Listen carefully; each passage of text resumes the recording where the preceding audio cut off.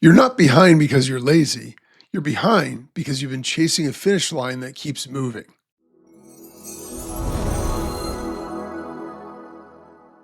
There's a feeling a lot of people carry quietly. It's not exhaustion exactly, it's not stress exactly. It's the low, steady hum of being slightly behind all the time. Behind on email, behind on goals, behind on the version of your life you thought you'd be living by now. And the strange part is, you might already be doing a lot. You might be responsible, reliable, the person other people count on, and still, somehow the finish line stays in front of you. In this video, I want to make a careful case for something a little uncomfortable and a little relieving. The feeling of being behind is usually not a scheduling problem. It's something else entirely. And once you can see it, you stop trying to solve the wrong thing.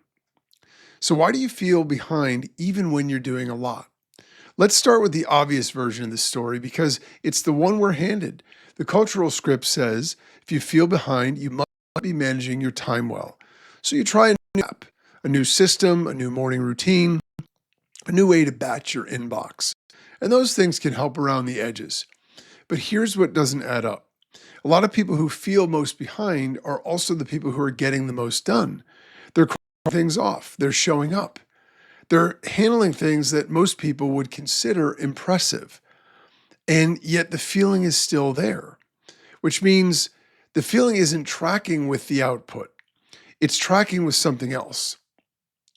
So what if the real problem isn't your calendar? Time management assumes the problem is allocation. Not enough hours, in the wrong order, on the wrong things. And sometimes, sure, that can be true. But there's a different layer underneath all of this. Even a perfectly organized week can feel like a failure if the standard that you're holding it up against is impossible. So that's the part that nobody really teaches you to look at. Most of us, we don't have a quiet, stable definition of enough for a day or a week or a season of our lives. We have a vague, sort of ambient sense that we should be doing more, earning more, building more, being further along. And as long as that standard stays vague, it can never actually be met. You can't catch up to a finish line that doesn't exist on the map. So what invisible standard are you measuring yourself against? Here's a question worth sitting with for a second. If you're feeling behind today, behind on what exactly? Compared to whom? By when? For most of us, when we slow down and actually try to answer that, the standard turns out to be one of three things. It's inherited from maybe a parent, a culture, an industry, or a peer group.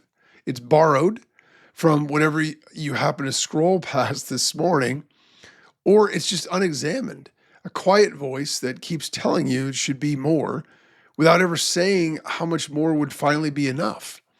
That's the invisible standard. And you can't outschedule a standard you never named. Why doesn't productivity make the feeling go away? Well, productivity culture quietly makes a promise. It says if you can just get efficient enough, you'll finally feel caught up. The piece is on the other side of the to-do list. But for a lot of people, that promise doesn't hold. More efficiency creates more throughput. It doesn't reliably create more sufficiency. You finish faster, so you take on more. You free up an hour, so the hour gets reabsorbed. Digital life makes this worse because the potential to-do list is now infinite. There's always one more email, one more course, one more thing a thoughtful person could be doing. So the shore keeps moving. You row harder. You don't get closer. That's not a personal failing. That's the design of the environment that you're operating in. And there's another piece, which is attention.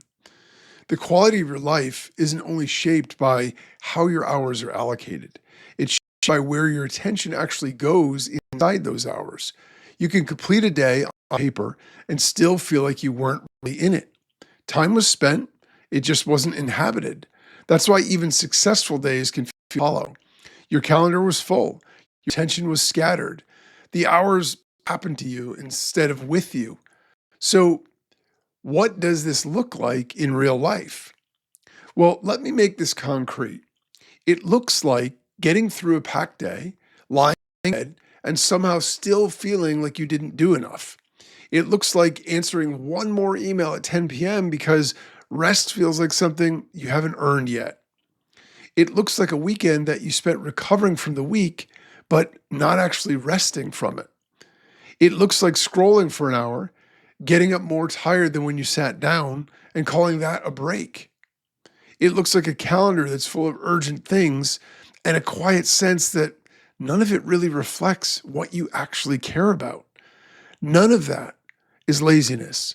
Most of it is what happens when a thoughtful, capable person tries to satisfy a standard that was never consciously chosen and can never really be completed.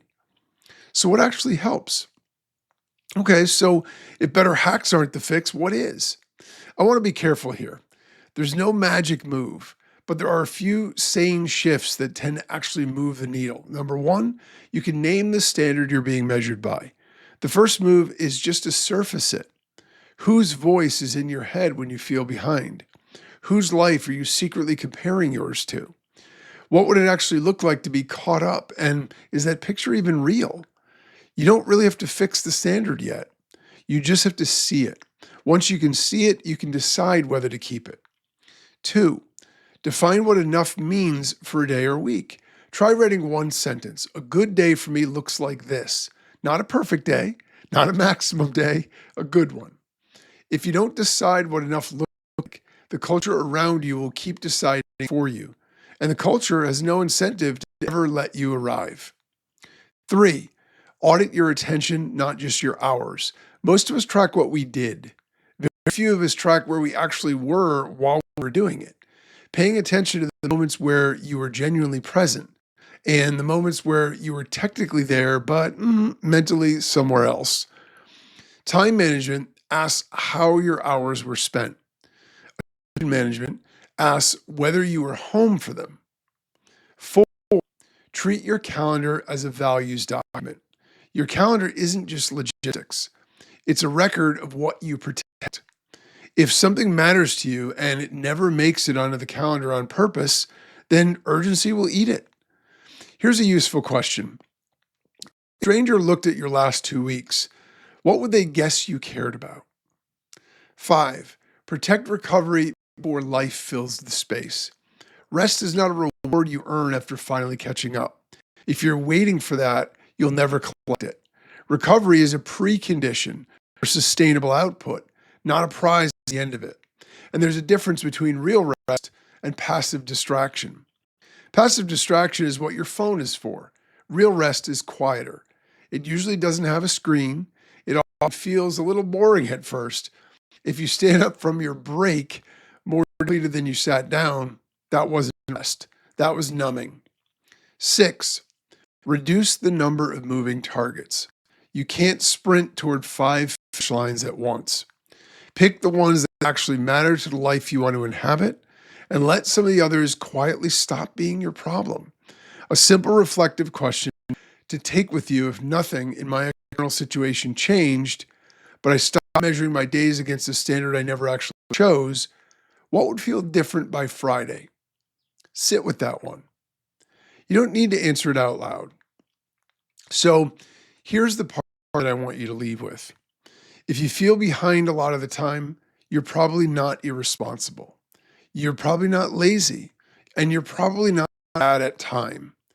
You're most likely a thoughtful person trying to satisfy a standard that was never consciously chosen and can never really be completed. The goal isn't perfect control over your time. The goal is a more truthful relationship with it. So it's less pleasing, more designing, less proving, and more habiting. That shift doesn't happen all at once, but it starts the moment you stop trying to outschedule a feeling that scheduling was never going to fix.